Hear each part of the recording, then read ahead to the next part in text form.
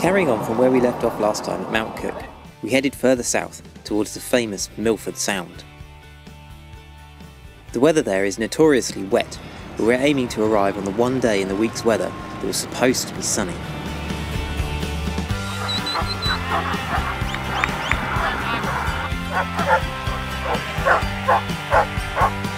It is said that there are more sheep than people on South Island.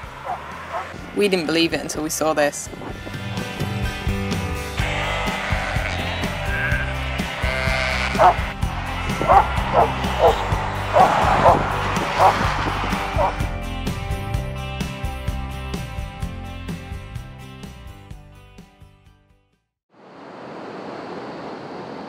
There are several good hikes close to Milford Sound. We chose one up to Lake Marion. It's an alpine lake in a hanging valley, so it was a steep climb to get there.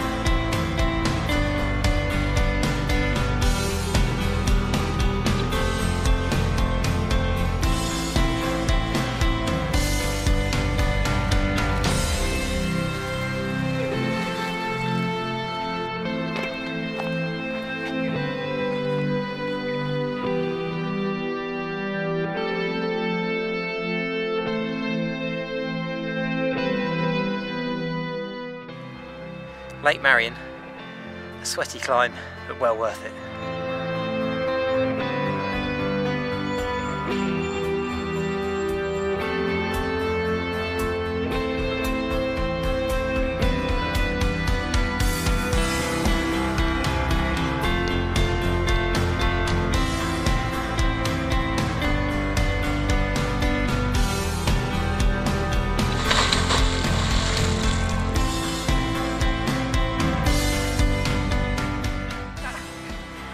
Is it warm? It's lovely and warm. You lie. You liar. I can see it. Lovely and warm. No, it's not. It's cold. Absolutely blissfully warm.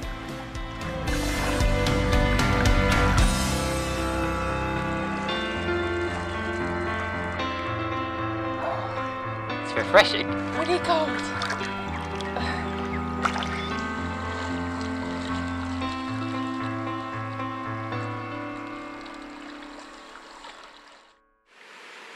We're about halfway down the Milford Sound Road where we camped last night, and today we're going to head down the rest of the way to Milford Sound itself, which is supposed to be one of the most amazing places to visit in New Zealand, so this should be good.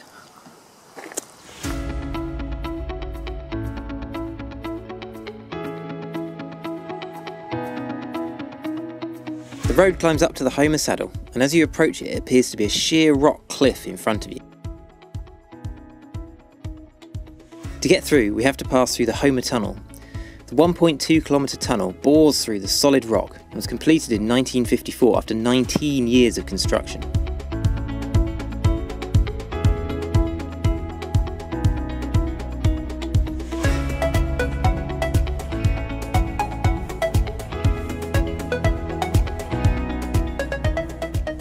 We had set off early to beat the crowds, and the sight of the valley hung with the misty clouds as we exited the tunnel was breathtaking.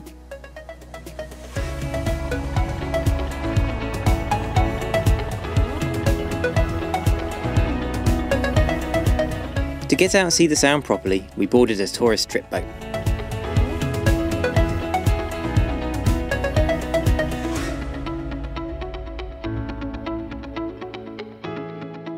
It's really difficult to show the scale of the sound. Mitre Peak towers 1,692 metres above us as we float by in its shadow.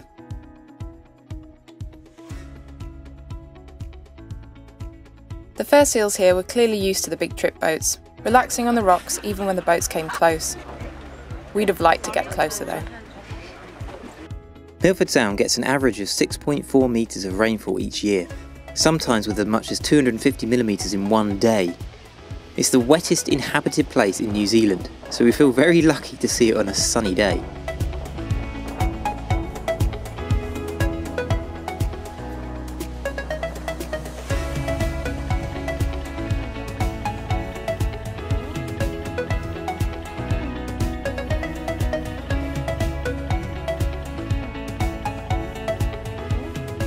Whilst the view from the trip boat was great, we like to get away from the crowds, so we inflated our kayak to explore some of the quieter corners of the sound. Cool.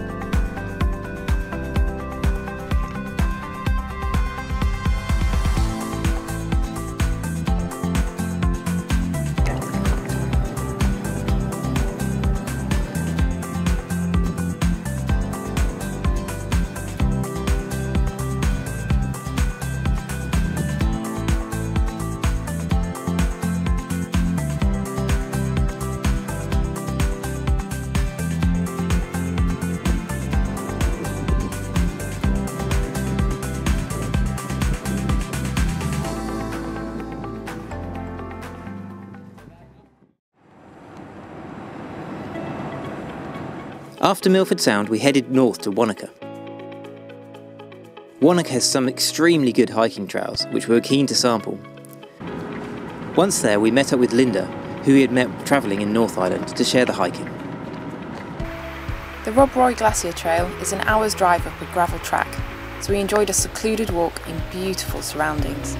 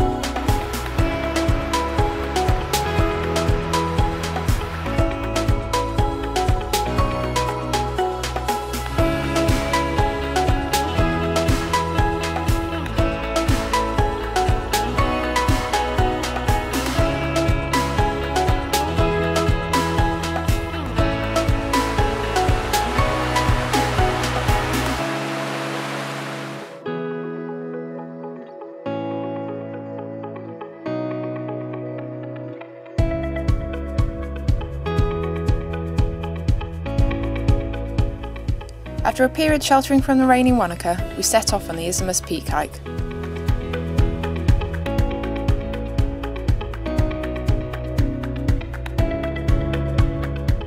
What had been rain in Wanaka had fallen as snow on the peaks, so when the cloud cleared, the view was breathtaking.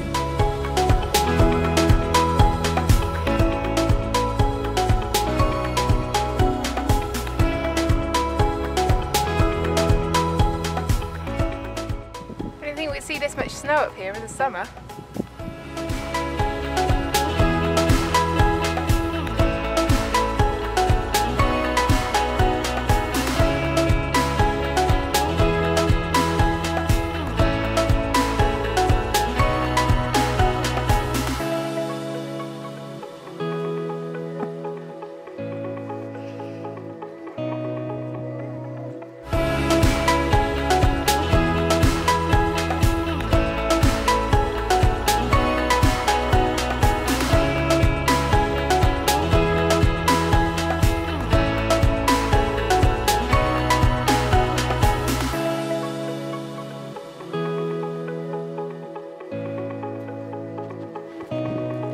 Oh, right down my neck!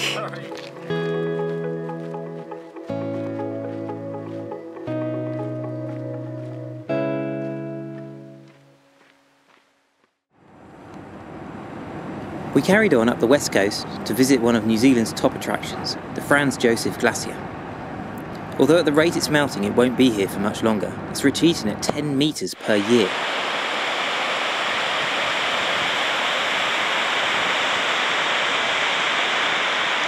My parents came here in 2009 and the glacier was so much closer that they were able to actually walk all the way up and onto the glacier itself.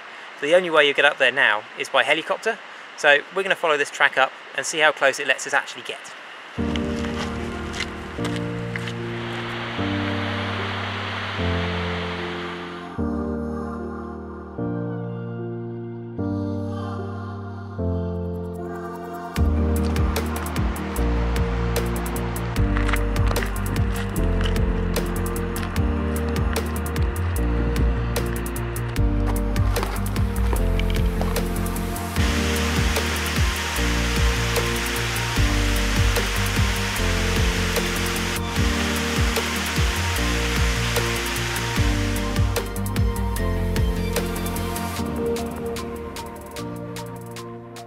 You see the difference between 2008 and 2012, and now in 2018 it's all the way back up here behind this bluff coming out.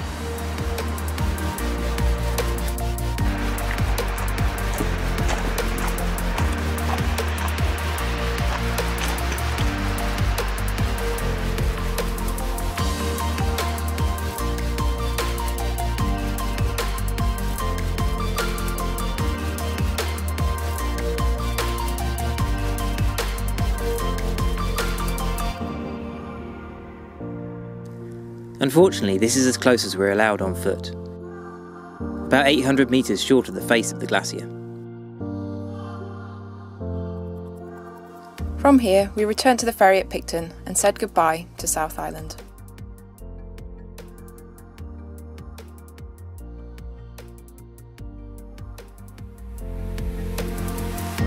Next time, we say goodbye to New Zealand and head back to the warmth of the tropics.